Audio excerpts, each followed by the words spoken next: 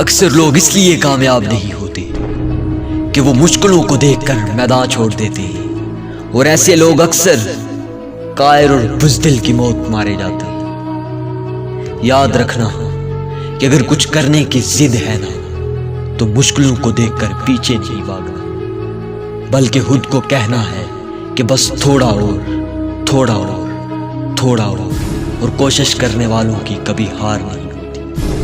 اپنی منزل کی جانب بڑھتے رہنا، کیونکہ انسان کبھی بھی سمندر کے کناروں پر بیٹھ کر غوطہ خور نہیں بنتا۔ سمندر میں اترنا پڑے گا، اپنے ہاتھ اور پاؤں ہلانے پڑیں گے، تبھی جا کے ایک دن تم سوئمر بن سکو گے۔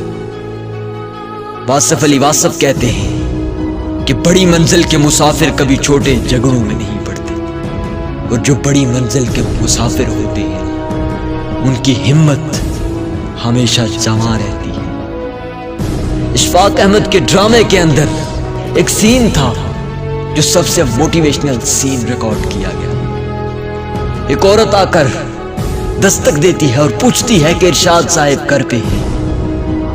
اندر سے آواز آتی ہے جی ہاں وہ گھر پہ ہیں۔ پھر وہ عورت کہتی ہے کہ یہ کتے کیوں بھونک رہے ہیں؟ اندر سے جواب آتا ہے کہ کتے ہمیشہ ڈرانے کے لیے بھونکتے ہیں، روکنے کے لیے نہیں۔ اگر مشکلیں آتی ہیں نا تو بس تمہیں ڈرانے کے لیے، روکنے کے لیے نہیں۔ اپنی منزل کی جانب بڑھتے رہنا۔ ہاں اگر راستے میں کہیں کنکر آئے نا تو ان کو پاؤں کے نیچے رکھ کر آگے بڑھ کے چلے جانا۔ اگر کانٹے آ جائیں نا تو اٹھا کر اپنی منزل کی جانب چلے جاؤ۔